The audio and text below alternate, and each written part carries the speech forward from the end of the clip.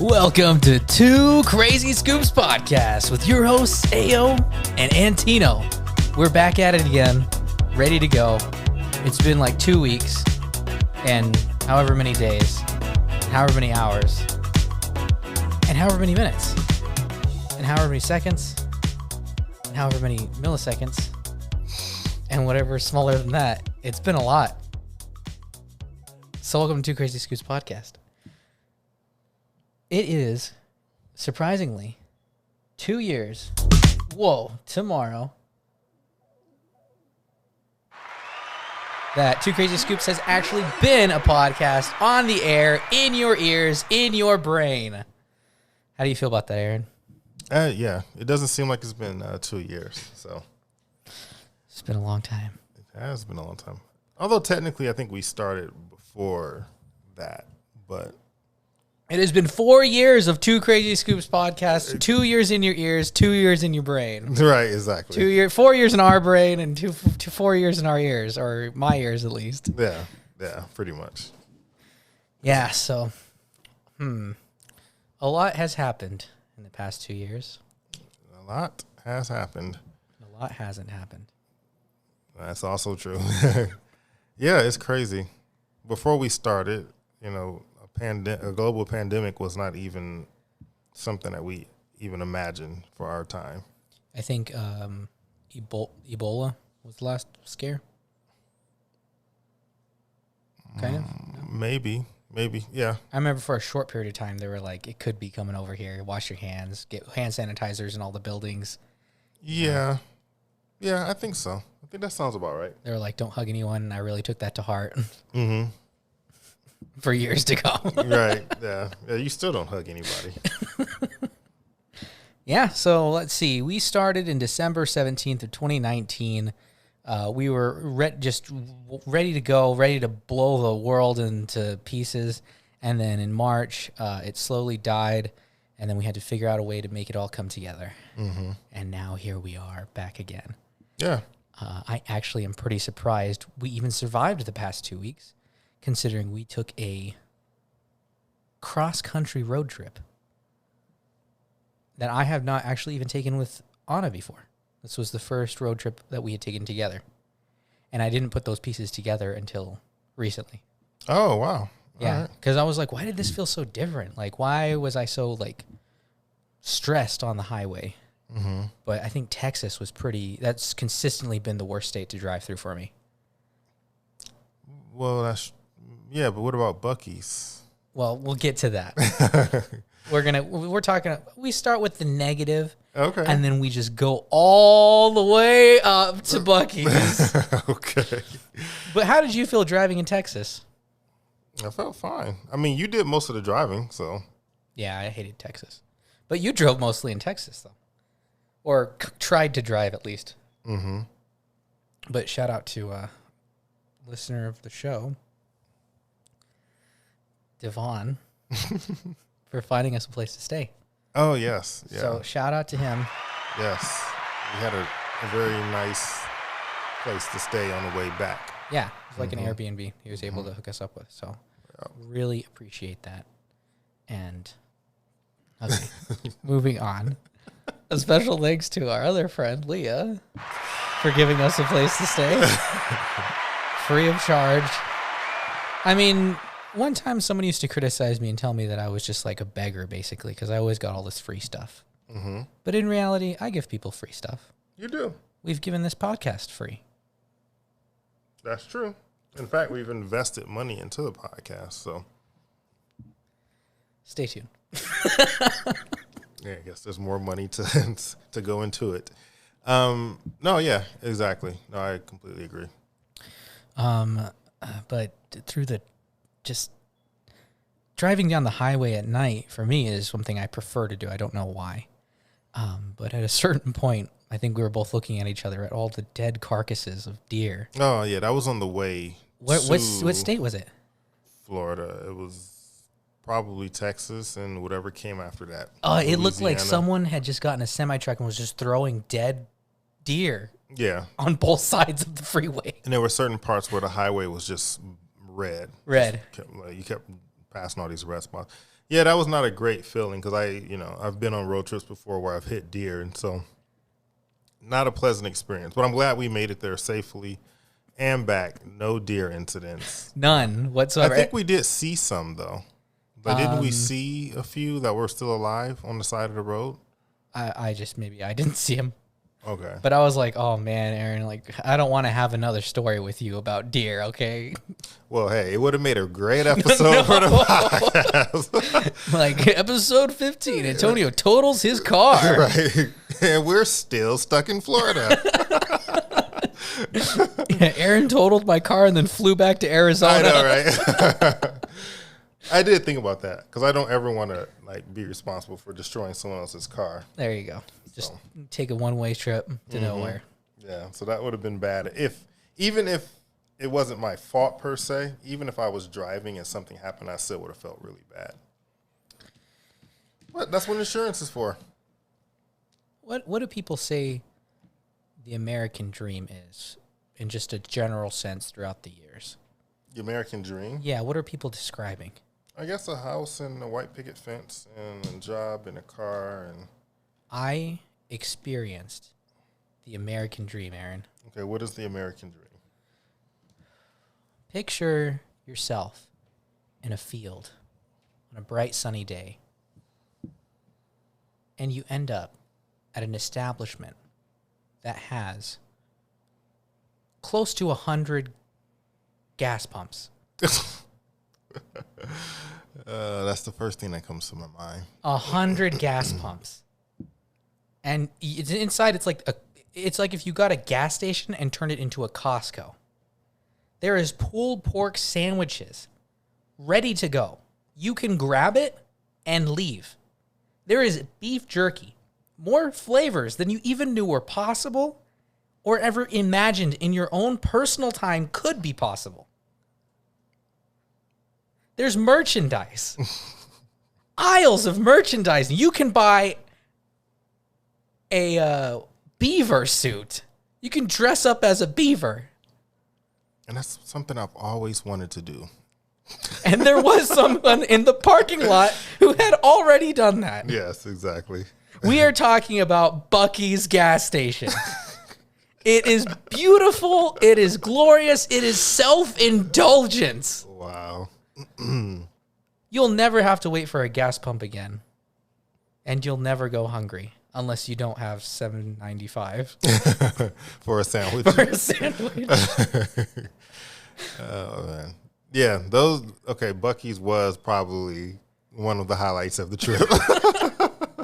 Like you're Discovering Buc-ee's. You're miserable. Yeah, maybe put a picture up. I will. Something. Okay, yeah. You're miserable. You're driving on the freeway. You're driving through Texas. It's a terrible experience. Just miserable. You're regretting the whole reason why you were ever on the road. And then deep in the distance, there is a 17 miles away Buc-ee's. You have been redeemed. You're looking forward to something again. You stop. It's just glorious. I hate the word glorious, but that's what it is. Yeah. It is nice. And funny enough, when you're on a road trip, one of the tricky things about being on a road trip is, obviously you have to stop for restroom breaks and stuff. And that can get kind of tricky. But fortunately, Buc-ee's have very clean bathrooms, which is really nice because when you're on a road trip. And they had this is probably TMI, but when you go inside the actual stalls, there's like, I know, there's sanitizer for the seat. Have you ever been to a bathroom or public restroom that had sanitizer for the seat? And I think they still had I believe they had the, oh no, I don't know. I'm not sure. The sheets? The sheets. I think they still had the sheets for the toilets too. So everything is clean. There's lights that tell you if someone's in the stall or not, red or green. And the bathrooms are huge, so you have plenty of space. You're not all cramped up on other people. Meaning there's lots of ventilation, so you don't walk because you know how that is. You walk into those public bathrooms sometimes. And I just put my AirPods on. I put noise cancellation, and I just try to not breathe. Ugh, yeah. Well, you didn't have to worry about that at Buc-ee's. Nope. So I suggest that everyone drive to their closest one, which is probably in Texas, I guess. I think so, yeah. But the route that we went, which was south, there was Buc-ee's all along the way. Yeah. I was sitting in the car, again, saddened because of the journey. Deep in the distance, I was like, oh, that's so beautiful. The moon is out today. but it wasn't the moon. It was even better than that. It was a Buc-ee's sign in the distance. The logo for Buc-ee's. No, it was cool though. I was pretty impressed. I was like, I like this place so much. There has to be something wrong with them.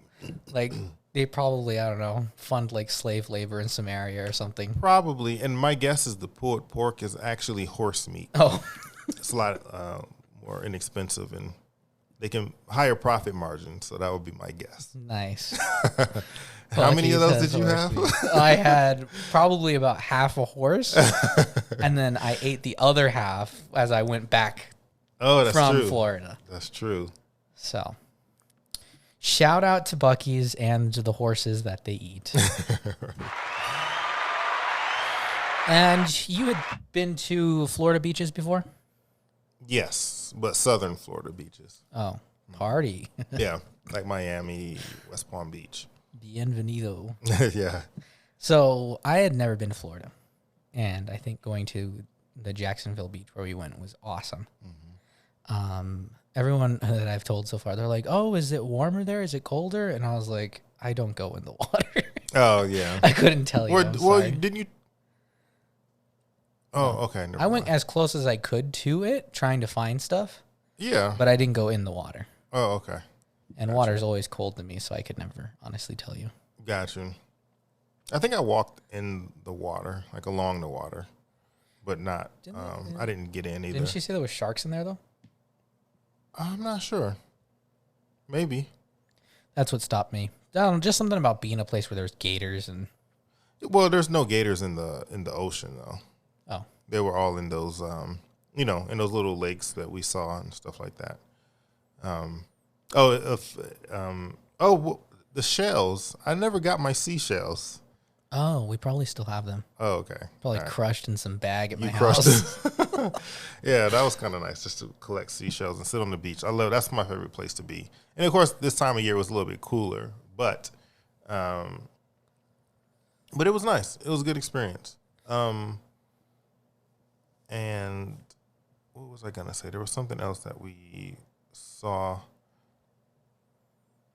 And my brain just drew a blank. It'll come back to me in a second. Well, I like to call the beach the world's gift shop because it's just walking through. You can pick stuff up, take stuff for free, then give it to someone.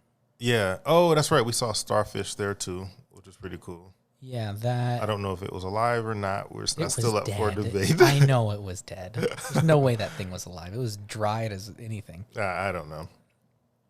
It looked like, I don't know. It could have went either way. Yeah, it could have gone one way. Dying. It was not coming back to life. I'm sorry. Death was it. Let's see. Did we see any alligators? I did, but briefly. It was behind a chain fence. We're in a swamp area. Okay. Where we were going, I think we would have seen alligators, but thankfully it was closed. Okay. Because you guys are freaks. Oh man, yeah, no, that was cool. And then the museum we went to I thought that was pretty cool. Yeah. Typically museums can be hit or miss for me depending on how they are. Mm-hmm. I mean, but this one was really nice. And that display, and again, I forgot the name of the artist, but that display. Something Law. Yeah, that display we saw with the hanging flowers and stuff. Yeah, that was really nice. And if we had got there sooner, we probably would have saw more of them. It probably would have been a little bit brighter, but still, even then, it looked good. Yeah. Oh, because it changes colors, like they were saying, over time. So a lady pays the locals to go out and pull different brush, which is supposed to be, it's more dried floral things, flowers, brush off of trees and stuff like that. And then they tie it all together, and she puts it in an arrangement where the colors flow together. Mm-hmm. So it's almost like like a color palette or something. Mm-hmm. And then as it dries, it changes colors, and you can appreciate it in different ways. Yeah. It's something only a rich person can do, but. Well, yeah, and it's very long. It's like it's set up like a curtain almost. Yeah, and like you can't take pictures of it. You can't take pictures, but I have a few. And we'll put those on the That mall security guy's going to hunt us down. Or whatever. He's not mall security. He's museum security. But no, it was really nice. And then of course the entertainment that evening was I loved it. It was a lady there singing It was a very small. This probably the smallest venue I've ever been to. Well, and the least amount of people. That wasn't really a venue. It was just a dining area for you to eat. Yeah, but there was a lady people there who was singing some songs straight to me. Yeah, straight to Aaron. She was singing to my heart. So that was nice. That was one of the highlights for me. And then we saw that tree that was like however old, remember? It was like the oldest tree in the U.S. or... Yeah, it was it an oak tree? Let's just say it's an oak tree. Yeah. Maybe, I can't remember. Yeah, it was very old. Yeah. And huge, too. And, in fact, because one of the branches was coming off the ground, I thought it was a separate tree. Mm-hmm. It was actually part of the same tree. Yeah, that was pretty nice. We do have pictures of that, too, I think. Yeah, we got pictures of the garden area. Yeah. And I'm trying to think what else. What else did we do? Ate Brazilian food. I had bife de portuguesa. Yes, we went to the restaurant and had a Brazilian or Portuguese restaurant. Yeah. And had bife de portuguesa, which is basically like steak with prosciutto on top, and then there's a fried egg on top, and then there's like chips. Or not chips, but potatoes. Potatoes that are thinly sliced, almost like potato chips and fried. Which we had talked about before on the podcast. And it looked good in the pictures. Oh, that's right. We did talk about it. You're right. But experiencing it was just a whole... I wish I had that today. Right now, actually. I wish I was eating that currently during the podcast. As we were doing the podcast. Yeah, it was really good. If you told me quit the podcast and you can eat this every day, I'd probably do that. So whoever's out there and really wants me to quit that bad, those are my terms. Those are your terms. Oh, man. No, that was really good. And you actually got something that I had never tried before, but it actually wasn't that bad. Octopus. Yeah. So what did you think it was going to look like when they brought it out? I thought there were going to be tentacles on his plate. And so I was like, no, this is nasty, and I'm not going to order this. But I will see what you do. And when it came, it was actually all very thinly sliced up. I thought it was going to be one giant tentacle. Ugh. And, like, I'd have to cut it with a knife. And I was like, well, I'll take one for the team because, one, I'm on vacation. Two, I've backed out before and regretted it. Mm-hmm. So not that I regretted it because it could have tasted bad or good, but I regret not trying something new. Mm-hmm. And so when we got it, which everyone was trying to talk me out of, when it came, it was the greatest thing ever. Did you take pictures of it? Yeah, I think I did like halfway through. Okay. I was so but hungry. It was thinly sliced up, so you couldn't really, like, you it could was see the not suction cups. Yeah, you could still see them, but they were sliced, which made it a little bit more visually not as disgusting. Yeah, but I mean, if you're going to a nice restaurant, which I assume this is a nice restaurant, I just don't see them presentation's a pretty big thing at the food industry. Right, but if you order octopus and you know what that is, then to me it's like you get whatever they give you. I don't think they'd present it in that kind of way, though. I mean, is Brazil really, is the presentation of food that different from the way we eat it? I've never ordered octopus, so I never, I don't know. They're like, here you go, sir. They just bring out a whole octopus. You got to cut the tentacle off for yourself. God. They're like, Opa! They turn grease somehow. That's just nasty to me, so I don't know. I couldn't, good. But I have a lot of faith. I appreciate the fact that you had the courage to do it, so. Courage or stupidity. They're very often confused. Well, I did try a piece though, and like I said, it wasn't as bad as I thought it was going to be. If it was bad though, this would be a totally different conversation. It would. Like, you idiot! Not you chose the octopus, right? And it looked terrible. It tried strangling me. Right. Oh man. No, it had a garlic sauce. It was like a buttery garlic sauce with some actual garlic cloves in it. And it was all over its top.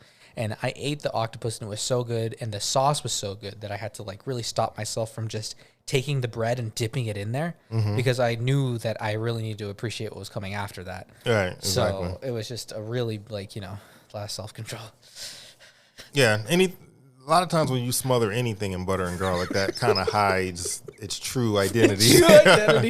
So, but yeah, very good. Loved it. Yeah, that was probably the best meal I had all year. Unless you're firing someone, don't give them like a firing packet. dipped in butter and garlic sauce. Yeah, no. It doesn't make that better. Yeah, I agree. But yeah, that was the food. And then the area that we were at, there was cats everywhere. Mm-hmm. There was a cat literally lounging in the middle of the road. Oh yeah, I did see that. Yeah, lots of strays. And the downtown area was really nice too. We didn't get a chance to walk around there, but we drove around it. Yeah. Yeah, but that was downtown Jacksonville was really nice. There was just too many people down there. It was a lot of people. Yeah. It was packed, so we just drove around there, and a lot of the houses and buildings that were there had been there since, like, what, the 1600s, she was telling us? Mm-hmm. So. Yeah. So, overall, it was really good. I thoroughly enjoyed it. It was a much-needed mini vacation. Yeah, mini vacation. But it's funny, we spent as many days on the road as we did vacationing, but at the same time, I, like, just enjoyed driving and not thinking about anything. Yeah, and the music was good. I learned some new songs from you that I added to my playlist. So that was good. I like that part of it. I do like the music part of the road trip and just in the car and just relaxing, you know. Bucky's just totally redeemed that portion for me, it too. Did. So. No, it did. It really did. That helped. That helped out a lot. And like I said, and yeah, it was cool. You, like I said, you did most of the driving. So for me, it was just like sit back, relax, and put your feet up, which I didn't do. But thank you. I had thought about it. I don't think there was enough room for you to put your feet up. Well, if I had like went across, so like diagonally, so my feet, one of my feet probably would have been in your way. In the dashboard in front of my view. Yeah, but I mean, you could have leaned over against the window and still drove. Yeah, there you go. That's what windows are for. Exactly. Just open it and hang out half of it while you're driving. Cruise control all the way. Oh man. But yeah. So we're back and we're alive. And let's see, some road trip topics that we thought of. I left you in charge of bringing the snacks because you always seem to surprise me with some kind of, some kind of snack. I don't know a better word for that tastes amazing. And you had popcorn with chocolates. Oh, yes. Kettle corn drizzled with chocolate. Yes. Okay. And you compared it to crack. I did compare it to crack. So my question is that I don't think anyone who's actually actively done crack would ever compare anything to crack. I don't know if that's true or not. You do make a good point. That's obviously something that someone who's never been on crack would say. It's just how I would imagine it because I couldn't stop eating it. Man, I could imagine myself losing my life savings and living under a bridge for this popcorn. For this chocolate drizzled popcorn. Because it is like crack. I could see myself having to deal with years of rehab to get over this popcorn. Yeah. That's what I say about anything. If there's a bag of something and I can't stop eating it, I usually say, yeah, this is like crack. But yeah, no, I don't think it. Yeah, I agree. I don't think it is like crack, actually. Funny enough, I could have called somebody in the house, but I don't know. I thought that would be kind of rude. Moving on. Hi. So just, I had a quick question. We're on the road. I was just wondering. Oh, wait, how's the family? Right. Oh, gone. Okay. Oh, that's right. I'm sorry. Exactly. I forgot your wife. Okay. Abort mission. Are you busy? No? Oh, okay. Oh, my God. Anyways, I'm sorry. I don't know who I'm sorry to, but I'm sorry. Okay. Another thing was... That was probably it. This is my own thing. Shouldn't we be saying animals were harmed during this film as opposed to saying no animals were harmed during this film? Like, shouldn't the base standard just be not hurting animals? Agreed. Yeah, agreed. That just shows you how bad it must have been. For them like, you should just assume that no animals were harmed. Right. Yeah, and if it happens, they need to put it on there. Right. Because, like... What, they're neglecting to say it. Would they say that? Would they ever say that? no. 17 horses, Were 5 injured. dogs, Right. and a couple children were harmed during the making of this film. No, but they maybe in some behind the scenes video that came out that talked about the making of and all stuff, you might find out something. But no, they wouldn't. But that's funny. I agree with you. That should be the standard. You should assume that no animals were harmed. Yeah. So that's that. Oh, here's the other thing. So I guess we had a debate over the difference between I didn't have a debate. And actually, I don't even think Anna had a debate. We were just asking you, we were, dipping a bucket into your well of wisdom. About what? The difference between Mariah Carey and Ariana Grande's voice, because apparently they can both sing very high pitches. Mm-hmm. Well, I think, how did that come? I can't remember how that came up. Was it someone asked like Mariah or Ariana? Is that? Yeah, I think Anna asked that just as a general question. Oh, okay, yeah. And I was like, first off, I don't care. Right. No, and I just said Mariah all the way because her voice is better, more fuller, and she has 30 years of hits. Ariana's been around for, I don't know, less than 10 years for sure. And her voice sounds better now, but she's no Mariah. But I think her voice has gotten better over the years. But the funny thing is, Mariah, one thing that people forget is that she's the one who kind of made that formula of having an R&B song and featuring a rap artist on it. She's one of the artists who really made that popular. Okay. And so once she did that, then you start seeing a lot of other artists doing that. Like we just take it for granted right now that there's a pop song and it features a rapper. Mm-hmm. But she was one of the first artists who really made that a big thing. Because you got to remember, hip-hop, in the early 90s, hip-hop was still in the evolutionary, it was still evolving at that time. And it was still catching on and becoming more popular.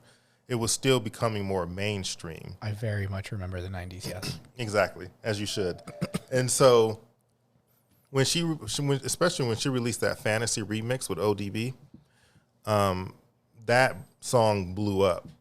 It was huge. Go ahead. I'm sorry. No, continue on with what you're saying. No, yeah. And so she helped kind of bridge that gap to the point where you had a pop record, R&B record, and then featured rapper. So now they do it all the time, but you forget who kind of helped start that. So in 2012, I was talking to someone when I was 19, and they were telling me through their whole experience of life that R&B had gotten to such a terrible state that it couldn't even be listened to at this point. You talking about modern R&B? Well, 2012 from then to now. I think, one thing that did change for sure is that R&B, for the most, let me see. It wasn't, you didn't have as many R&B songs hitting the top of the charts like you did back in the 90s. So that did change, but it never really went away. Okay. But they've changed, the demographics have changed. And, because you think there were some hits, though. Like, for example, Robin Thicke had Blurred Lines. That's a straight R&B jam. Well, I just mentioned that song because it was a popular song and everyone knew it. There was lots of R&B songs that were clean, if that's what you're asking. Oh, yeah. Are you talking about as far as it being a clean song? Yeah. No, well, 90s R&B had a lot of songs that weren't clean either. You had to pick and choose. It's no different. But I'm not necessarily praising that song. I just use it as a reference because it was an R&B. It was the point at that time where an R&B song hit the charts and a lot of people knew about it. Exactly. Okay. Yeah. And you can also include, because that same year, that's when Daft Punk released Get Lucky.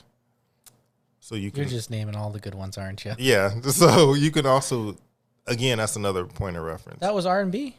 That's R&B. Huh. Mm-hmm. It's R&B. It kind of has a sound kind of like a 70s. Hip hop. That's what it sounds like to me. I mean, it definitely has a little bit of like house influence, I guess you could say. But you can hear the urban like R&B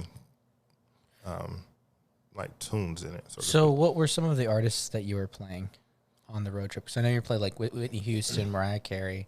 Some of them I didn't really recognize though. Oh, I played like Jagged Edge, which was an R&B group. Similar in the same vein as like Boyz II Men, but like they were more popular in the late 90s. 112, another R&B group, they were on Bad Boy. Who else did I play? I think I played some Usher too. Adele, that's not R&B though, but Yeah, but she has a lot of Adele has a lot of she's more like an adult contemporary, but she has a lot of R&B influence in her music, a lot of soul in her music. Amy Winehouse, I played some Amy Winehouse. She's kind of in that same vein as Adele. oh yeah. I was like, well, that ended well for her. Yeah, unfortunately. Like, try to get me go to rehab, but I said no. I told you though, I lost. Too bad. But I'm telling you, some of her performances, even when she was drunk, were better than what you'd see today. We came back from vacation. Where's this stuff going? Like, right, I know. Who are we? We've changed. Florida changed us. We're now Florida men. I know, right? Two Florida men start a podcast. So what were your thoughts of Adele's album 30? So, actually, I'm just gonna pull up the list of the songs because I was like in and out of remember. Consciousness while you were playing it because I was trying to sleep while you drove through Texas. Yeah, let me pull it up and look at the name of the song because I know which songs I really like. Like with most albums, including Adele's album, there's songs that I like when I first hear the album that stand out, and so I go back and play those, and then eventually others will grow on me. But overall, just as an overall review of the album, it's not her best one, in my opinion. Ooh.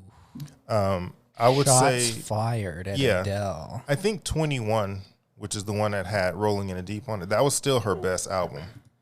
And then 25, which was the last one that had Hello, that was the second best. You didn't like Someone Like You? I did. That was on 25. That's on 21. I mean 21, right. Oof, get your Adele right. I'm sorry. Man, they had Set Fire to the Rain. Mm-hmm. I don't know the physics of that work, but hey. Right, exactly.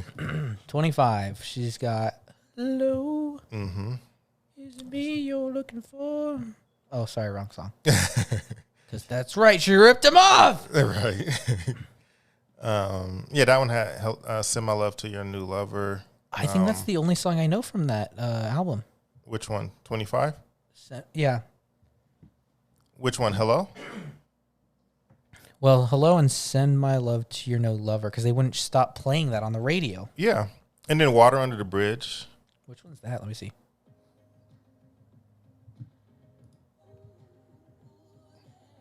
Oh, yeah. Right. Yeah.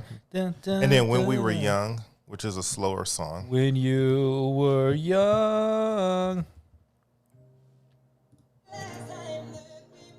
I don't know that one. Yeah, that's a good one. And there's some other good ones on there. But so this one I like. So the very first song I don't like is super slow, but I understand because I've watched other people review this album and I understand why people seem like they like it.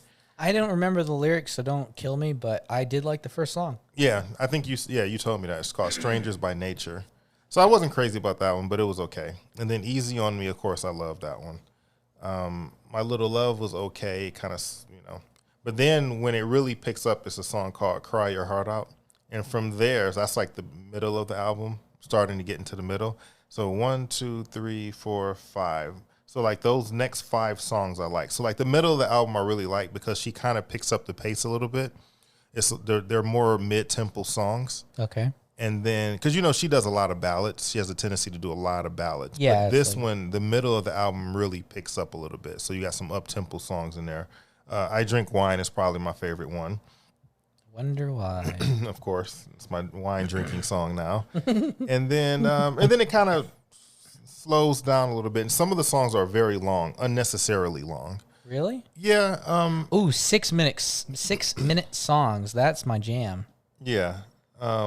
That's unnecessary because the last couple of songs are very long, but yeah, the last few songs are like 6 minutes, over 6 minutes, and it's like because they're so mellow, it's like unnecessary to me. Like those could have been shortened to 3 minutes apiece. I feel like a lot of artists do that just to like drag it out. Honestly, like how easy it is just to put something on loop and act like it's emotional. Exactly. Some do. Some artists have done it right, and I don't know if you've ever heard like any of Justin Timberlake's albums. His second and third album, no, he did that. And what he would do is the song would be super long. Like you take a song like, do you remember his song Mirrors? I didn't really. Okay. So he would take a song and then like towards the 4-minute mark, he would change up the beat and everything, but keep the same lyrics and sing it in a different melody. So the song would transition. So you would have a 6 or 7 minute song, but it would transition throughout the song. So it would start off as one song and end off as a different song slightly. And so, I mean, or like, for example, do you remember his song, My Love? You remember that song? Yeah. So that song starts off completely different from that. Yeah, that song starts off completely different. Then it transitions into that song. I don't remember it transitioning into anything. Yeah, if you hear the album, like listen to the album, you'll hear it. I'll play some songs for you. I'll play a song for you later, and then you'll hear what I'm talking about. So anyway, creatively, you can there is a good way to do it. Or if you go back to the days of records, you had some songs like by Stevie Wonder, for example. There's a song by Isaac Hayes I'm thinking of where the theme song for Shaft, or those songs. Those songs will go on like 10, 12. Yeah, they have the long versions of it. There was a long version of the song. But isn't that for dancing, though? True. Like, if you have a record and you're dancing to records, I would want it to be 8 minutes long. No. But, I mean, I guess I really don't know because I've never danced before. So. But here's the thing. That's the whole point, though. If you have a long song, there should be like a purpose to it. Mm-hmm. Either it's a dance record, so you want it to go longer, or you're going to change up the song throughout the length of it to kind of give people a reason to want to listen to it. In this case, though, in these songs at the end, like I said, they're so slow and so mellow, and the music just kind of goes on. It's kind of like, for each their own. So, yeah, but that's what I'm saying. I've listened to a lot of artists that do that, where they just have like a 3-note transition. Mm-hmm. That's really slow, and it's just supposed to draw out the end, and they put like sound effects or something, and it's like, yeah, I like certain songs like that if they do it right. But I think at a certain point, wasn't she like on a phone call or something? I woke up to like, it's the end of the song, and she's like, yeah, I don't know, I'm just so miserable all the time. Sometimes I just, have a tough time making millions of dollars having to listen to my issues. That is also true. We are giving this woman a lot of money to have a terrible life. We just listened to it. But I just got bored, so I thought I'd get divorced so I could write an album. Exactly. I would not be surprised if that was the case, but, well, it worked. It worked. I definitely We're here for it. Oh, man. Shout out to Adele. Her album, like 85. It's like, geez, lady, please. I know. She's like, hello. I can't walk. Okay, not making fun of the elderly. Man, it's like songs from the nursing home. Right, exactly. Oh, man. We could that could be a skit in its own, all on its own. Like track number 3, why did you steal all my money? Right. Track number 4, is your name Alonzo? Track 5, mash all of my food for me, please. Yeah. Okay. Moving on. Tom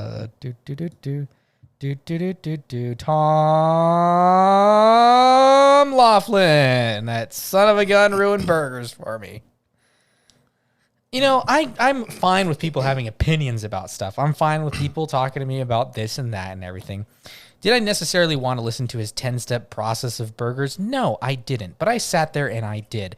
And you want to know why I didn't want to listen to it? Because I don't like to think about stuff that much. Because I eat Taco Bell, okay? Don't break it down for me. I don't need to know what's in that stuff. So I'm just trying to enjoy burgers now. Just any burger. And his whole thing about the cheese, I can't let it go. Now when I get a burger with that cheese, I'm like, this restaurant doesn't care about me. This is true. If you want, I can order some Grubhub for you. You want a burger? No. The cheese, man. I've gone to multiple places with the cheese on it that bad. And I'm like, oh, man, I'm paying for this. I can't just enjoy my cheap food anymore. Unfortunately not. You need better quality burgers in your life. That's what Tom, Tom, that's why he came into your life. I didn't need to know that. I don't want to know that. I was fine. But me and Tom Laughlin are writing a record together. It's called Live a Little. Has nothing to do with our heights. Who's taller? I am. You are taller. Okay. Oh, God. Yeah, I'm interested to hear this. Is there going to be singing? Yes. Okay. By Tom. Oh, Tom's going to sing? We're going to make him sing. Okay. He knows nothing about this. Wait, if we use auto-tune, can I sing on the song? There are no rules on this album. Do I have to write my own lyrics, though? I'm sure Tom would be more than happy to write some for you. You listen to his music. He's already got it all down. Okay. He mixed like a Beach Boys type of rock, surf rock type thing. Mm-hmm. I mean, he's got the method. Okay. All right, cool. Yeah, I think I'll sing on the song. I just need auto-tune. I think Tom's more like in pitch. He's like the writer, producer. You're more like the singer, songwriter. Me?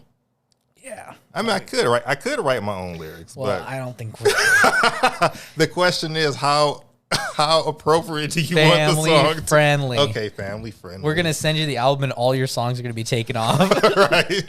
Hey guys, I think there was a mistake.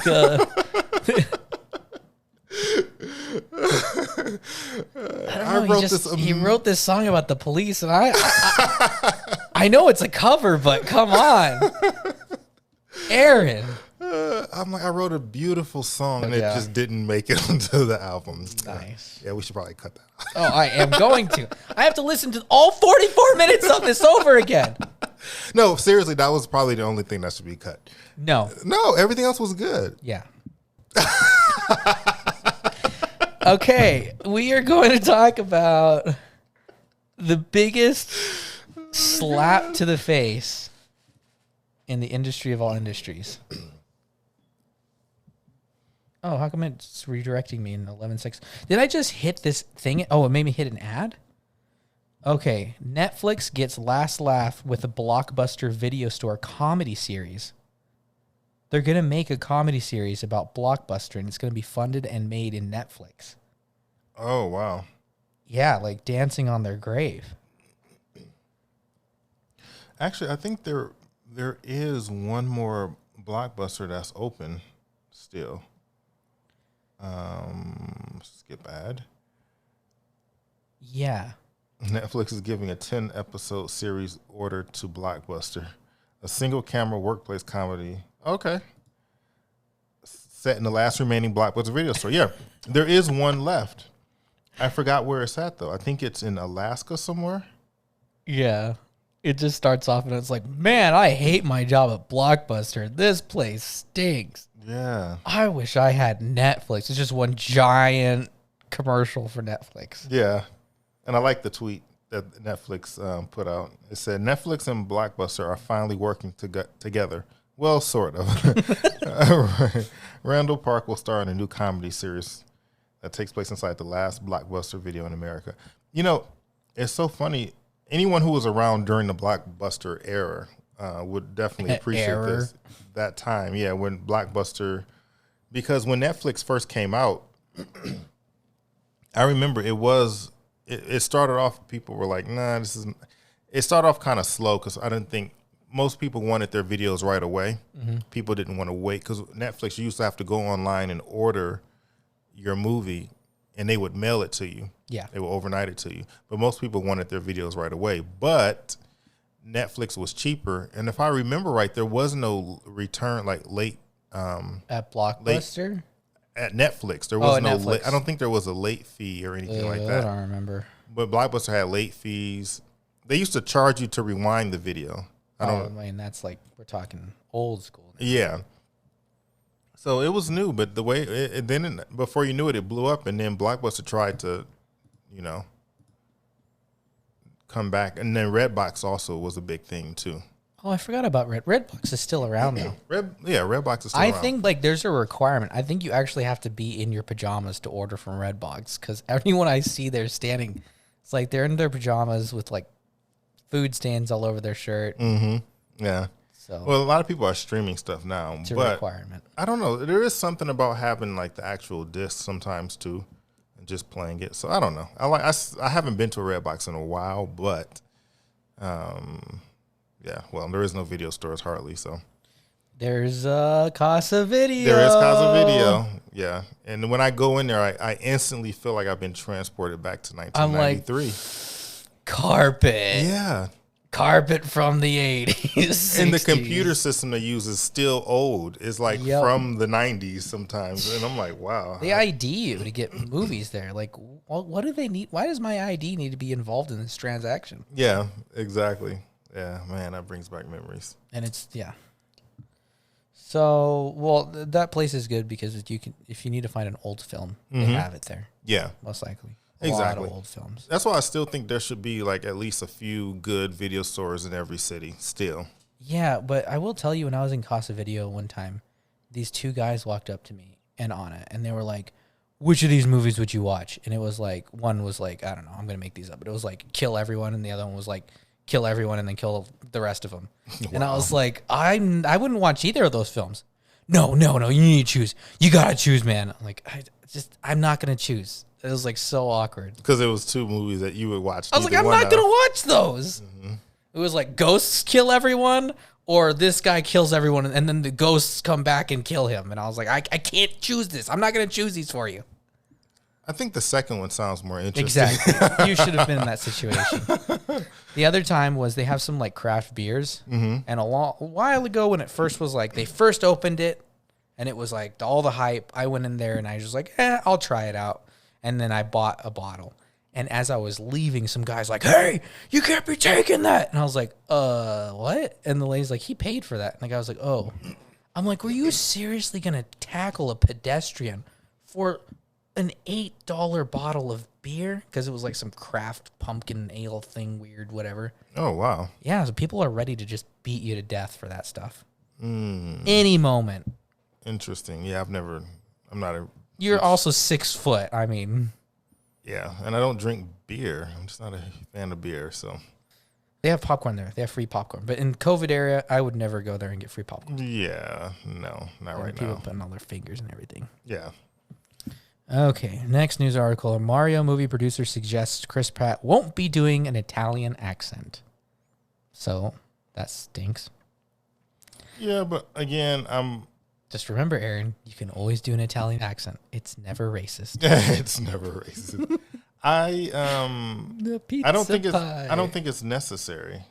It's me, Chris Pratt. Oh, right. Hello, kids. Exactly. I'm a Mario. No, he does not. Yeah, he does not have to sound like that. You know how hard that would be, like a whole dialogue film? Yeah, and that's the thing with Mario. Most of it, he only delivers like 1 or 2 lines for the whole game. He makes his noises when he jumps, flips. You know, he got different things, and he'll say, "It's me, Mario," and that's it. He doesn't talk. So they're like, "Hey, Mario, we need to go save their princess." I just think that quite possibly we should think about this beforehand because we really need to make a plan. And the last time this happened, things got a little out of control, and quite possibly. No, absolutely. Did you ever watch the Super Mario Brothers Super Show? We think we went over this. There's a TV show and there was a movie. I never watched the show. The show, okay. Did he do an Italian accent? Or he sounded like he was from New York, didn't he? Yeah, his accent was different in the cartoon. You should check out the cartoon on YouTube. But his accent, go order a pizza. His accent was different. Pizza pie. Hey, I'm eating here. Hey, I'm podcasting here. Hey, I'm crossing the street with the pizza pie, and I'm talking to people, and I don't know what else you do in New York besides take taxis and eat pizza. And the mafia. Oh my goodness. This brings back crazy. I remember this accent? Late 90s. Okay, I can keep doing it if you want. I'm trying to remember what his accent is. Hey, you listen to the new Adele album? Hey, I don't much care for it. I'm more of an, pizza guy myself. I eat pizza all the time. And spaghetti and pasta. Oh, you're watching the Mario film movie.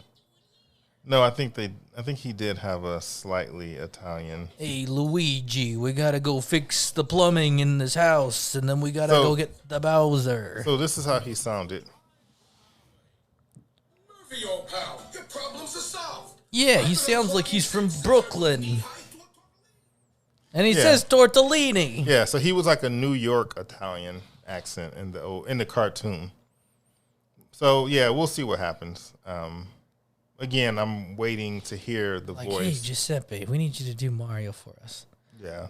You're Italian, and he just goes in full New York accent. Aren't you Italian? I don't know. I just thought I'd give my own spin to it. You know? I mean, come on.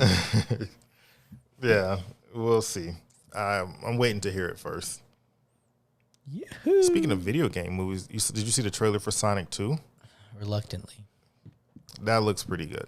He's like, oh, man. They just, I fully believe they just release these movies for the memes now. I never saw the first Sonic, so I guess. Oh, you just see the first one? I have no horse in this race. Yeah, the first one was good. I did fall asleep at the end, so I don't know how it ended, but I'm pretty sure it was good. I need to go back and watch it. I'm almost 100% sure that Sonic did not die, and if he did, he had another life.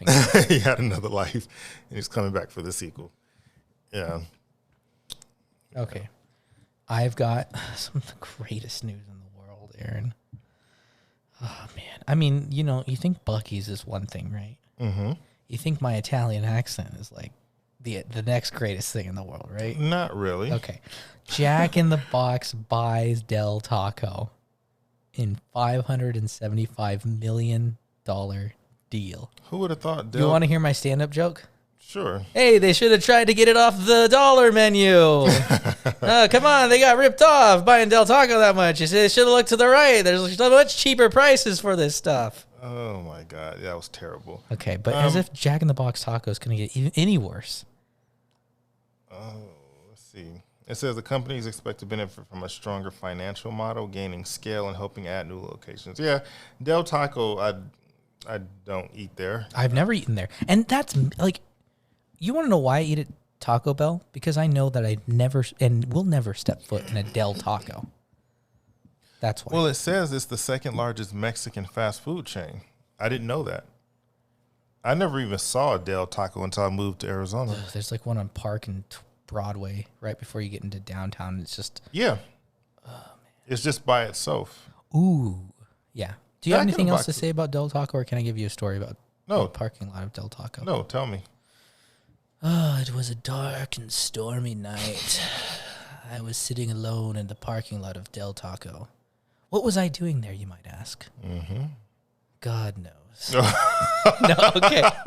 So I would drive for Uber, right? Mm-hmm. And you would go kind of close to downtown, but there would be some dead times. There was a time where everybody would go to the restaurants. There was a couple hours, and then everyone would come back. Mm-hmm. So I would sit in the parking lot of Del Taco on Broadway and Park and just kind of wait, because you would get some calls still of stragglers. Like there's this housing thing on University, 22nd and Park. Mm-hmm. And they would usually go from there to downtown. So you may get some calls. Mm-hmm. And you may get some people from the university trying to go there, you know. Mm-hmm. I'm sitting there, and there's a big old party bus.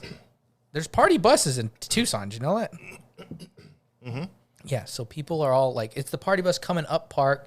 Everybody's like, do do do do do do do do do do, big old loud music. They they go into the parking lot of Del Taco that's closed at this point, and there's this like walled area with trash cans, and all these guys run out of the bus and they go urinate on the wall there, and then they go back into the bus and continue partying. And the bus continues driving. So this driver probably has in his route of party bus a place where you can urinate that is not sanctioned by the company. And you're just sitting here watching all of this? Well, they went into the thing. Like there's you know how there's like walled area where trash cans are, and they go in there. Oh, I see what you're saying. Okay. Got you. Yeah. Well, thank you very much for that. Yeah, I've never been on a party bus, but if I did, you got to have a restroom strategy, just going into it. Well, I mean, how many people are we talking here? Let's just talk about a short bus. Let's say it's that big. How many people could you fit on that if you took out the chairs and put them in a different way? Take out the chairs. I don't know. It's a short bus? I don't know, 20, 30 people maybe?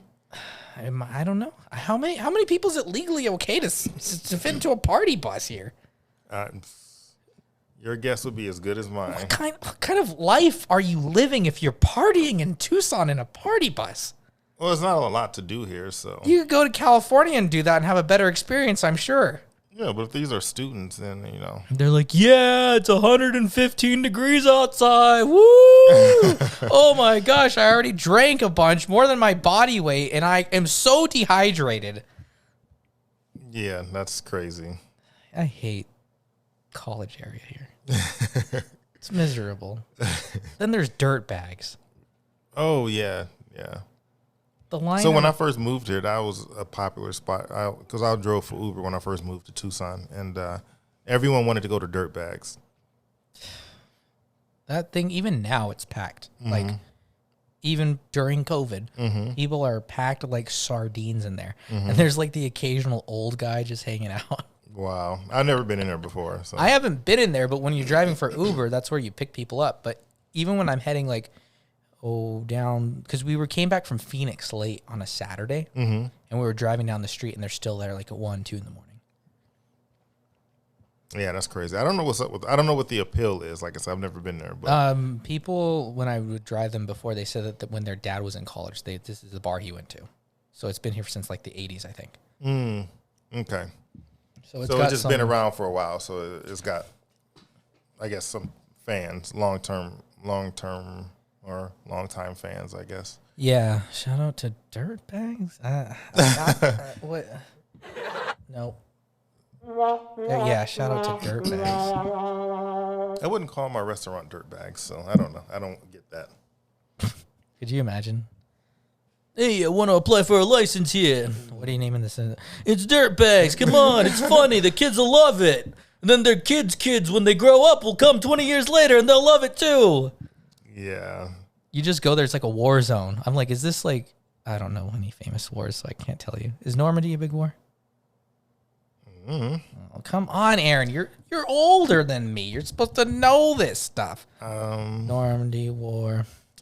Normandy Invasion. Normandy Invasion, the Allies in Western Europe. World War II is launched July 6th. Yeah, it's a terror. Oh, okay, yeah. Yeah, this is where they went from the boats onto the thing and everyone got shot and died. That's what it looks like. Like there's kids stumbling around. Their friends are all laughing, trying to pick them up. People are running in the street. Yeah, you're reminding me why I don't drive for Uber or Lyft anymore. And that's why I don't either. I still don't, and I haven't for the past 3 years, 4 years, 3 years, 2 years, 3 years. Unless desperate times come, you know. I have recently had a conversation with people about this, and I say instead of doing that, I would advise them, and you advised me too, to work for a pizza place instead. Yeah. I think that's a better situation. You're guaranteed to get paid. I think it's overall. I think it is better. And at least if there's someone drunk that comes to the door, you have a piping hot pizza to defend yourself with. Yep, that's true. I'd hate to get sued for that though. Yeah. Local Tucson man. I didn't have any 3rd-degree burns too. Yeah, I didn't have any crazy experiences. I'm sure there are some, but I mean, the only thing I can think of is there was 1 or 2 times maybe when people came to the door, and they could have definitely been better dressed, I guess you could say. Yeah. But other than that, I didn't really, and then finding apartments was always a pain in the butt. Oh, can you give us an explanation of how? So, there's a podcast I frequently listen to, and the 3 guys, a couple of guys were complaining about how stupid Uber drivers are for not being able to find apartment buildings. What are your thoughts and opinions on that? It depends on the layout of the apartment. Some apartments are laid out in a way where it's logical and it's easy to find the buildings, and the buildings have large numbers on them, building A, and it'll have a list of which apartments are there. So for those that are easy to navigate, that's fine, but some of them are not. There's a place right there on Pantano between Hungry, when you're coming down Pantano. So there's that big old white. There's a huge complex in there. It is so unorganized. It's very difficult to find what you need to find in there. And so that is a pain. It's a pain. That one was a pain. I hated it. In fact, we had a book that tried to lay out the apartments where it was at. And when I found out we had that book, I was looking in it before I would even leave the store because I'm like, I need to know where this place is at because I had gotten lost in there. And I mean, it's literally right down the street from the pizza place. It's like 5 minutes if you know where you're going. But when you pull in there and you don't know where to go, it's like a nightmare. And people don't always tell you exactly. And then it was a mess. So yeah. Delivering for pizza, did that change your perspective on delivery or food delivery at all?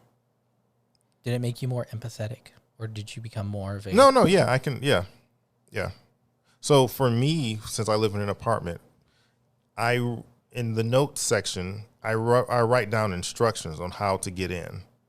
And so I would say most deliveries that I've had, they haven't had any problems. But you get some who just, and that's the only reason they have a hard time is because they don't read. But I try to look out for them by writing instructions. You know, I tell them, pull up to the intercom, search for my name, alphabetical order, you know, Owens/Aaron. Press enter. I will answer the call and hit pound on my end, which opens the gate. You just drive right in. Super simple. Building 3 on the right. Give us your address, please. Exactly. Exactly. And it's like, it's simple, but the people who don't read, they will call me on my cell phone and I can't open the gate that way. But I do that, and I'm not even a delivery person. Right, but I still call you and you're like, you need to press the button. I'm like, yeah, but I just wanted to let you know just in case like you weren't near the button. I don't know what you're pushing. Are you pushing a button in your house or a button on your phone? I don't know. You're like, you don't need to call me. Well, it would be nice if we could directly open the gate from our phones. That would be nice, but we can't unless you call through the intercom. That's just the way it's Then it set alerts up. your phone? It calls my phone, and then I just hit pound, Okay. and it opens the gate. Yeah. Do Uber drivers and Uber Eats drivers and Grubhub and all these, do they get paid well? Grubhub paid pretty decently. I mean, Uber, now currently. Well, I mean, with COVID prices, it's gone up. Yeah, now I don't know because I haven't driven for them in years. But Grubhub used to pay well. Uber Eats did not, but you could also set up your phone so that you were delivering food and picking up people. So you could do both. Yeah. And so when you did that, it wasn't bad. But if you tried to do just the food delivery, when I did it and it was still new, it didn't pay much. I think a lot more people use Uber Eats now, though. Yeah, it may pay better now. I don't know. Like I said, we're talking a couple of years since I've done it. I don't think the pay is better. I think that the frequency is more regular. But because there's a regular frequency, doesn't always, like, you have to work harder to make it be worth it. Yeah. Which is interesting. And I forget how we got on this because the college area is such a terrible place. And I think that's why if you're going to do Uber, the only money to be made is in the college area. And so if you have that option, you should just opt out to deliver for pizza. If you're living in a big city like Phoenix, I could see it more working out for you doing an airport run. Because I feel like those people, they're already going someplace, whether for business or vacation. They're going to have a lot of bags, so you have to help them with that. But I feel like it's a different environment than them just being, totally wasted and getting in your car and trying to find a way home. True. Yeah, absolutely. But on the flip side, those college kids provide a huge portion of the rides as well. Because when the college kids are gone, it's a lot slower. At least that's what I noticed. So, yeah, it's hit or miss. Yeah. It's like there's seasons for it. Sometimes there's busy seasons. Sometimes there's slow seasons. And you would think, it's the holiday season, so I get more time off. That I can spend more time doing that. But no, they're out in Mexico. They're out visiting family in California. They're out somewhere else. They're not staying here for the holidays or for time off. If they have any time off, even if it's 2 days, they'll find a way to get the heck out of here and get the heck way back in here. Exactly. So, yeah. This has been 2 Crazy Scoops. Kind of. I'm hungry. Well, we should at least do responses. Oh, we got responses, yeah. We got more stuff, but I think we didn't even write this down. I'm proud of us.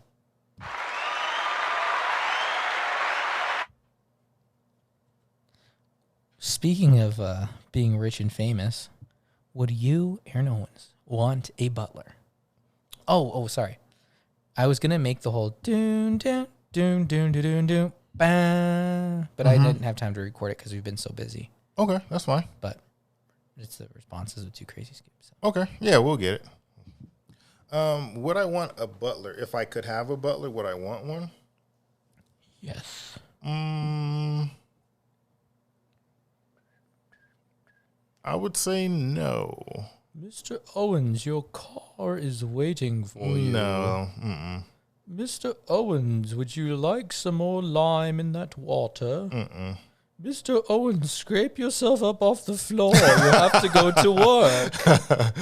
Nah, I wouldn't want a butler. I guess I never thought about it. The idea of it is just a little crazy to me. So Mr. Owens. Yeah, no. What about you? I don't feel comfortable doing that. Yeah. I don't. I mean, I've worked for people and I've provided services, and I do enjoy.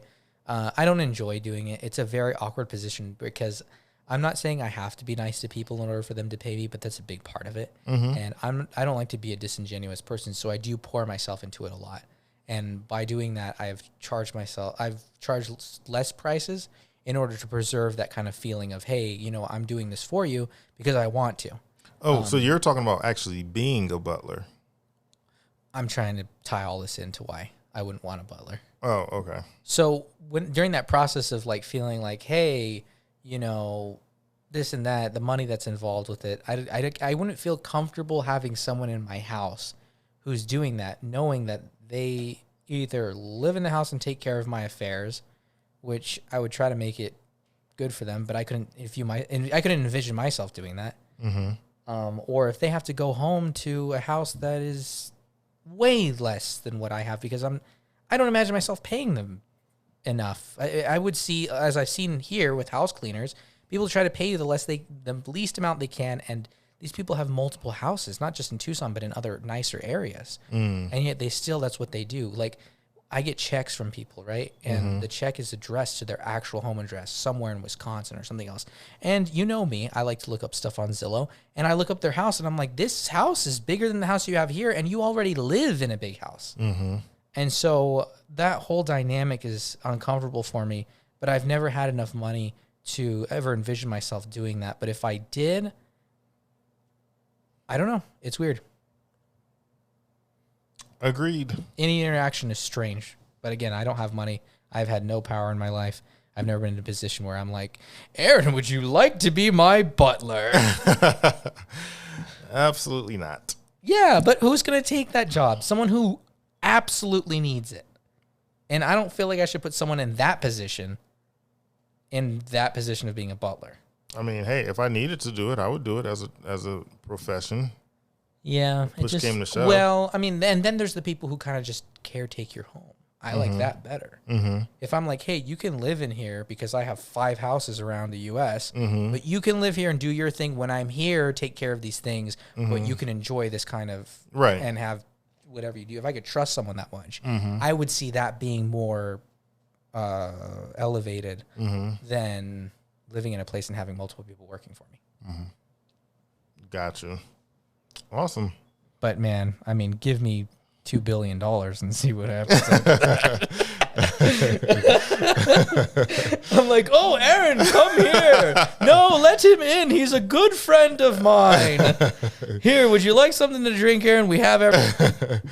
I'm like, yes, please. I am very thirsty. It took me an hour to drive up your driveway. And the guards at the front gate wouldn't let me through. Aaron, how's the podcast been going? Is it fun? No. Oh, my God. Yeah, I don't know. I'd be a terrible... what do they say? You don't know who you are until you get money. This is true. You can be a nice, humble person. You get money, and you're a jerk. That's true. Big jerk. Speaking of famous people... Look, I submitted this one myself, so it is my business account. But I submitted it because the person doesn't have an Instagram account, and I was sitting with him, and he was like, you guys should talk about this. And I said, thank you. I'll put that in since you don't have an Instagram account. He said, thank you. Why do people spend time and money to meet famous people? So my question is this to meet the person or is it to see the person? Let's start with seeing the person, and then we'll go to actually buying the badge, the lanyard, to go back and meet them. Well, I guess if you're a huge fan of the person and you want to talk to them, like there's someone famous, then... But you never actually get to talk to them. Well, if you pay for a meet and greet, then you should. How long do you get to talk to the person? Not long, but, I mean, you get to meet them, and that's what people want to do if you're You're a like, fan. Hi, so I was... And they're like, yeah, just take the picture, we got to go. Yeah, exactly. It's pretty quick. Yeah, but that's the interesting thing, because everyone's a person. It's just... It's weird to ever... I get nervous around people. Not even famous people. People that I may think of being like, hey, I I have seen you around a lot, and I respect what you do, and so I do get nervous just in general with certain people. Well, I just want to let you know that you don't have to be nervous around me. Oh my God! Thank you, sir. Oh man, sheesh. Yeah, exactly. No, I mean I'm a nervous person, and I don't want to be nervous around famous people. But when I see a famous person, which happens very rarely, I just like don't know what to do, and I hate that feeling. Which is why I hate famous people. Which is why I hate famous people. No, I mean, maybe like a writer or something. Mm-hmm. But like musicians and people who obviously promote themselves through marketing campaigns, that's an interesting thing to me. Mm-hmm. But how do you think people, like, if they, I don't know. What do you think? Well, like I said, if they're fans and they want to meet the person, that's why they spend it. Usually fans of people's work, whether they're an artist, a musician, whatever. Do you feel like it's worth it? These days, for me, not necessarily. If I go to a concert, for example, I usually will pay to see them perform live, but I usually don't pay any additional to go back behind it, you know. Yeah. So for me, these days, no. When I was younger, yeah, you know, but I view things a lot differently now, and it's not very. I can't think of anyone famous who's worth my time and money just to go say hello to them. Yeah. So, by the way, the meet and greet is going to be next week. You can come say hi to Aaron. Right, exactly. Give him a lot of hugs, especially if you have COVID. I'll be at Dirtbags in Tucson. Funded by Dirtbags. Next Saturday. Yeah, in a sea of people, a swarm of kids from California sweating. Yeah, I don't know. I think it's interesting. I also would not spend money to do it, but I have also driving for Uber, have seen people. I picked up 2 young women who were very excited because they tagged Steve Aoki in a concert, and he messaged them personally on Instagram to come back and meet him. I thought that was a little weird. Would you message like 20-year-olds to come meet you backstage? If I were Steve. I don't know, Aaron. It's just weird, dude. I don't know. They were like so excited and all pumped and everything. And I was like, man, that guy's like, well, he has a team of people who go through the Instagram. So I hope it's all wholesome, but I don't know. I've seen the world, Aaron. I hate Steve Aoki. Oh, good Lord. Yeah, I don't really think too much about it. I don't put, you can't put your moral standards on other people. People can do what they want to do. So yeah, they can do what they want to do. I just thought it was funny and weird. Yeah. I have no opinion of Steve Aoki. I've never even listened to his music unless I did it unintentionally because I guess he's a pretty big techno kind of guy. Anyways, German monks who would fast, were still allowed to drink beer. They would try and brew liquid bread.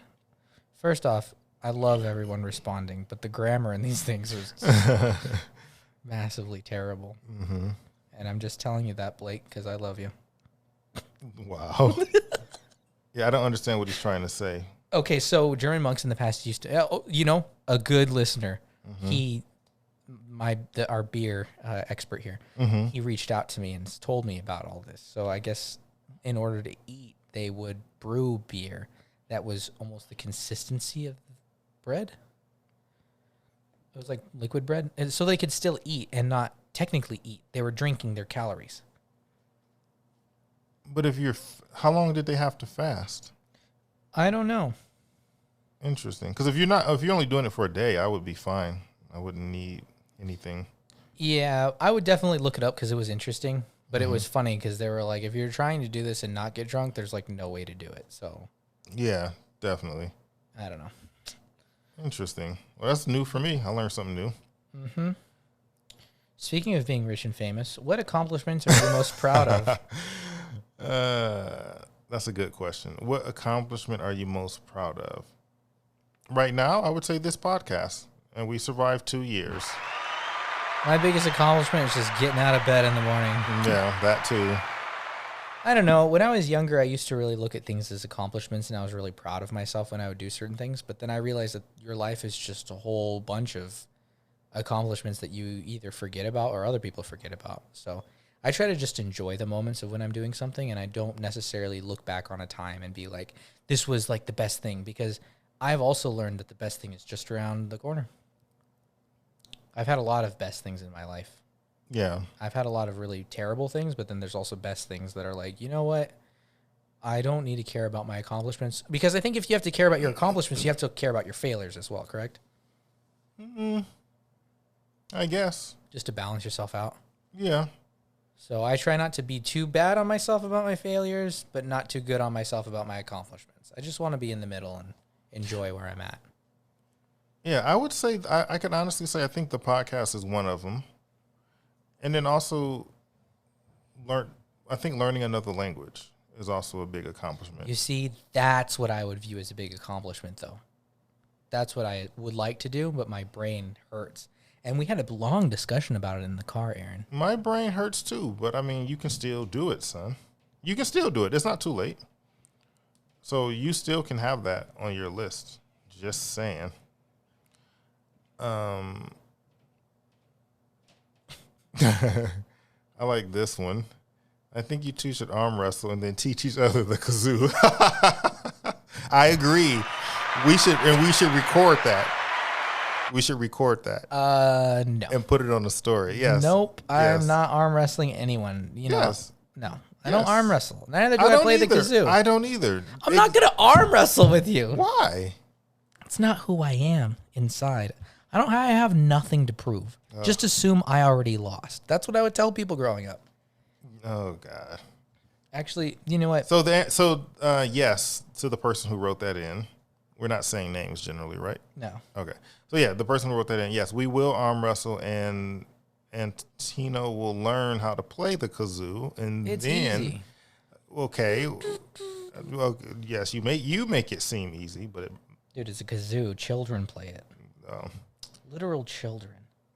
children are smarter. Children are smarter. You than can learn me. how to play the kazoo, son. Why don't you put that on your list? It is. So that's what we're gonna do, and we'll record it. We'll put it on a story. Okay. Just look for it.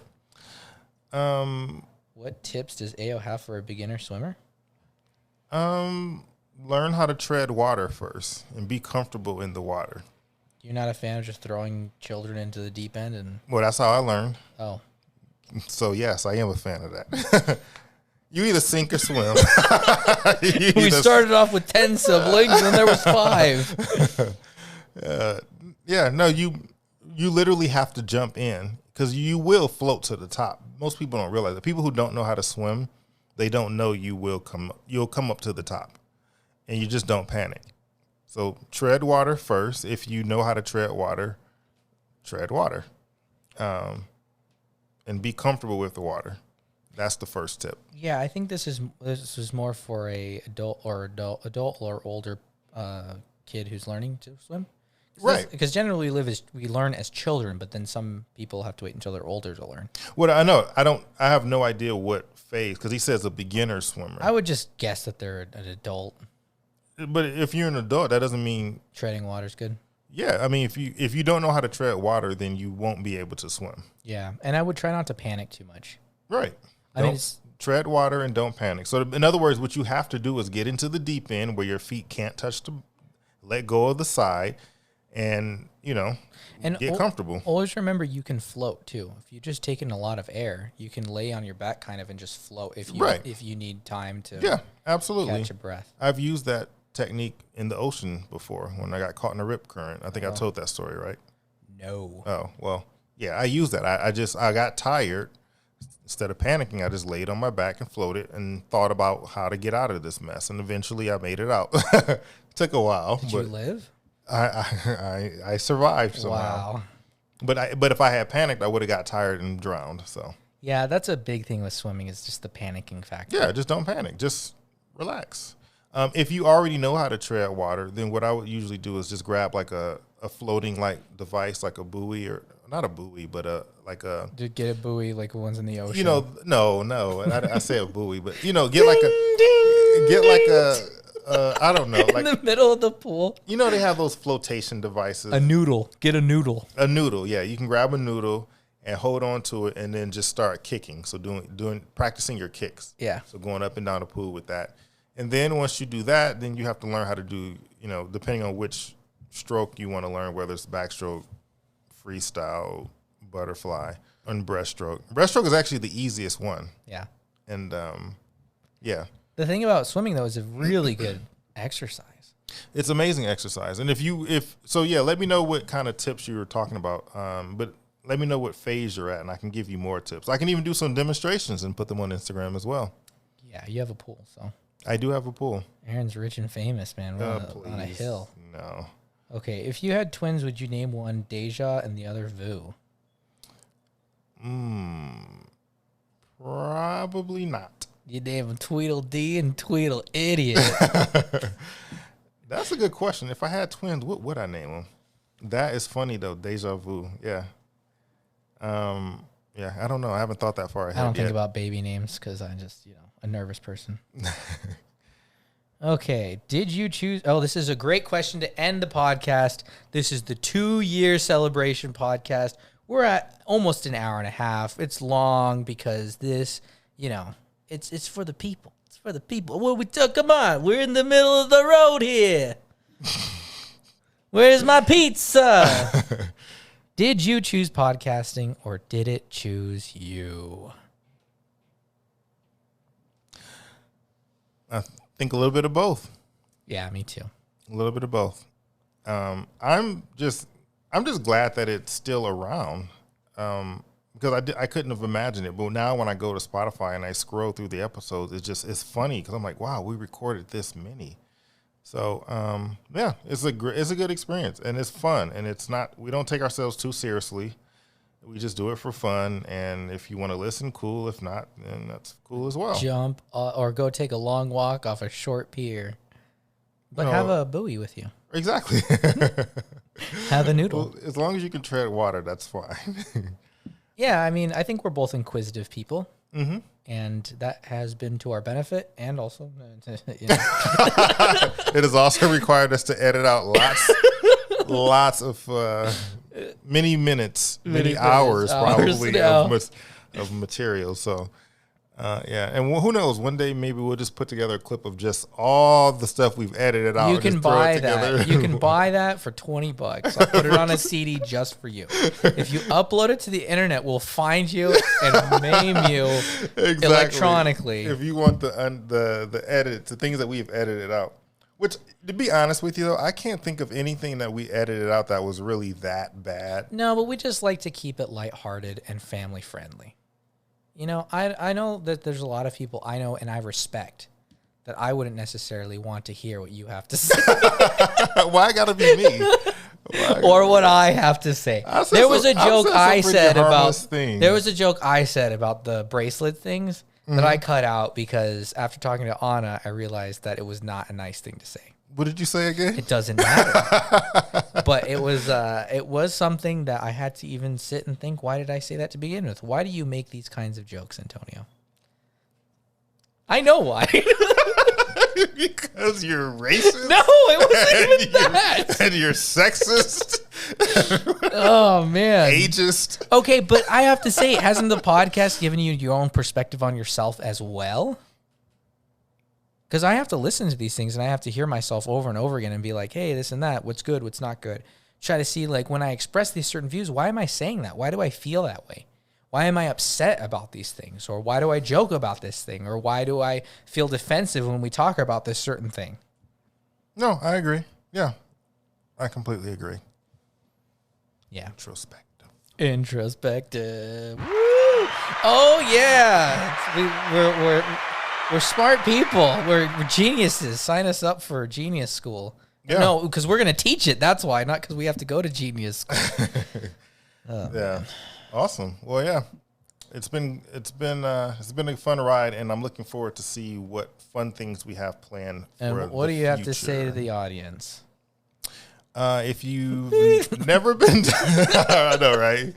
If you've never been to Tucson, make sure you make a trip to come visit us, the Two Crazy Scoops in Tucson. Especially now when all the coronavirus cases are Exactly blowing up. Exactly. Go to Dirtbags.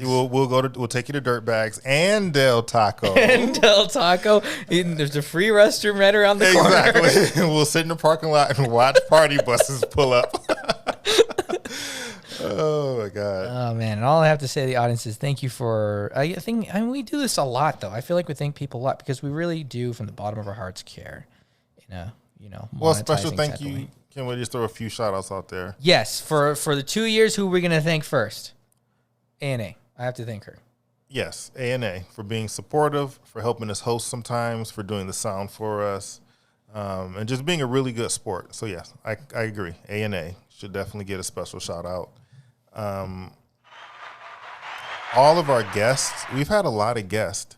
I want to have them back too. So if you're listening to this and you've been a guest in the past, and if you're not listening to this, I do want to reach out to people 2 years later. Mm-hmm. And I don't know. Is it a good idea to kind of, I just want to take a short period of time to talk to each of our guests' perspective on what happened during COVID for them. Mm-hmm. Nothing too depressing. No, it will. But just a realistic thing. Because this was a funny podcast. We had fun. We had a lot of laughs at the beginning with, Daniel and Damien and Tyson. Mm-hmm. Just we had a few episodes. Miguel, who I do want to have you on, Miguel. And I said we need to do this, we need to do that. But it just seems like every time we plan something, it doesn't. It's almost like writing a script. Like we write a script and then sometimes we stick too much on one thing and we don't have another thing. But I do want to have Miguel back on too because I feel like he has an interesting take on these things as well. Because I always really like hearing his opinions on things or his life experience and things like that. Okay. So I think that would be a cool project for the next season. Yeah. Because we have 3 episodes left and maybe we can do one with someone and then that kind of thing. But I would definitely thank our first guests for believing, and Jacob as well. Mm-hmm. Jacob for believing in us. He was our first guest, right? Oh, I thought it was. No, because the first one was that was when I introduced Cleo as our cat, and that was just the second episode, I think. Okay, but then okay, so maybe it was him. There was someone we recorded with, and we couldn't release that episode, and then I didn't say any names. I'm just saying. Shout out to you. And then I thought it was Danny after that. No, it was the person we couldn't mention, Jacob, Damien, then Danny. Okay, and then Tyson. Was Tyson the next guy? Then Tyson. And then we tried to do episodes ourselves and it didn't really work out. And then Ethan, he came before the pandemic. Oh, that's right. We keep going and we went to El Paso that one time. And then Miguel, I think, was our last in-person episode. That was the movies episode, right? The movies and then the drumming short podcast. And then our last guest was Jesse. For the first season, okay. No. Oh, yeah, for the first season. Okay. But he didn't come in. And I was like, oh, hey, maybe we can just go to your house and record. And he was like, dude, like, it's serious. And I was like, oh. I didn't fully get it, but he was pretty serious about it. So I appreciate that about him. Mm-hmm. And then after that, we just started doing a couple episodes ourselves, and then it just went all online. Mm-hmm. Yeah, and in Zoom, we've been able to get a lot of people. The sidekicks, that episode for me was a highlight too. Yeah, shout out to the sidekicks. There was one episode we did where we had I felt like it was 6 people at the same time. That was the first episode because what you had planned out to begin with. Because I think I was like, I don't really want to do this anymore. It's just not the same. We tried doing it, and then what you had done is you made a schedule of people, and you would set up appointments. Oh, that's true. And that's so right. It was like, bam, bam, bam, like one 5, after the other, 7. And then at the end, we were just like, because Danny stayed on, and Levi stayed on, and then it was just like everyone at the end. And Aaron, I think he was on that one Aaron too, was a different one, too, because we had Isaiah. One. And Isaiah needs to come on, too. I just... people say we cheated him because we had such a short episode about his life. Well, hey, let's bring him back. Yeah, bring him back. We had some good ones. And then we had some people. And then what I really liked about Zoom is that we were able to get some people overseas. Yeah. So we had Brazil, Victor from Brazil. We had I want to get Jose. I want to get another episode with people overseas. Each one that we've done. I have one I just have to nail the person down as far as schedule. But I have one potential one in Israel who wants to. I really want to spend a lot of time getting questions together, though, before we do those episodes, because I feel like I've neglected to ask certain things that maybe could have been done or said. We can also have those people on, because we had Jose and we had, wasn't Perry Valdo on too? So we got Angola representing, and then Brazil, and then Canada. That doesn't really count as another country. Canada? Who was in Canada? Oh, that wasn't a podcast. That was you were actually hanging out with someone. Oh, I forgot. We were associated. We should have recorded it though. We are going to have a podcast with them in a couple weeks. Him actually. Right. Yeah. Exactly. Sorry. Never mind. No. Shout out to the Best 3 out of 3 podcast. Mm-hmm. We're going to do a collab with them coming up. 3 weeks, 4 weeks. Oh, and there's and maybe France possibly. France. We might have one from France as well. And that's all that we've had out of the country. Yeah. He was from Mexico. And then we have people who traveled, who brought their experiences to the podcast. Jose with his episode about China. And not to drag this on too long, but 2 years later, how has this benefited you? I've learned patience. And I haven't killed you yet. I know. I wanted to say that on the trip, Aaron. And when we were taking the trip this time, I was thinking to myself, I feel like we've grown as people. Because the last time that we went on a road trip together, I knew there was 2 years ago, and there was things about myself that I was still trying to work on, but very confused about. And then I've spent the past 2 years. But mind you, that road trip, as far as I'm concerned, was a good road trip. Yeah, but in my head, there was just a lot going on. Yeah, in my but brain. Just keep, because we had to me, it was a very fun trip. Okay, then I've grown in the past. No. Don't. But I just want you to know don't think that it was I've never taken a bad road trip with you. It's always been fun. And granted, I was just happy is all I'm trying to say. Yeah. And I feel like through the podcast, I think we've both were upset about things, and then we compromised, and then came to terms with things, and then you learn to work together. Yeah, you learn to work together, and the thing about it is, because it's a joint podcast, we both have our input, and so we put our ideas out there, and we see what works and what doesn't work, and we just try it. And I mean, that's a skill. You learn it, and so again, it's been. I've worked on a lot of projects where they've just fallen apart because of disagreements. Yeah, but you can't always insist on your way. Sometimes you got to give. That's what I'm saying. I think I stopped doing that, and this podcast is what has become of it. And I'm trying to continue to do that by working on other projects with people and trying to, like even this thing with Tom, like before I would never have just openly said I wanted to start making music with someone just for the fun of it. Mm-hmm. But I'm kind of open to that and seeing what happens. So I will submit songs for that project. Yes, if you have a song you want us to cover for you that you've written, a song that you want us to cover that, I don't know, has been written. If you want us to, if you have a song you want to give us and play, heck. Well, I can only do lyrics. I don't know if I can do beats or music. I don't know. My name is Aaron Owens, and I'm here to say that everything in here is super okay. Okay, I could freestyle. And every time that I walk down the street, I love everyone that I meet. I'm Aaron Owens. No, that's not how it would go. I'm Aaron Owens. Anyway, this has been an episode of Two Crazy Scoops. Thank you so much for listening, and thank you for hanging out with us for 2 years if you've been with us from the beginning, and if not, then forget you, man. Exactly. Spend 2 years with us and buy us stuff. Come on. One day we'll have merch. I haven't worked on merch. We'll have to work on merch. Pain and confusion. I don't know what the button is.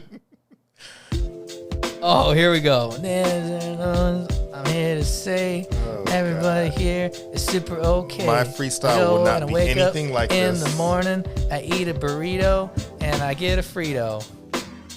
I work on computers. Yeah. No. I used to drive for Uber and I hate all the college students, so I don't know what rhymes with students. Oh man, you love this song. You know it. Thanks for 2 years. The music is fine. I just don't like the lyrics. Oh, this is where it gets bad. I'm taking off my headphones now. Another day, keep it in the loop, cause It's two crazy scoops. Two crazy scoops. Two crazy scoops. Listen, I know this is ridiculous. Okay, I just do it for fun. It's wholesome, right? I can curse. We don't. You said you could.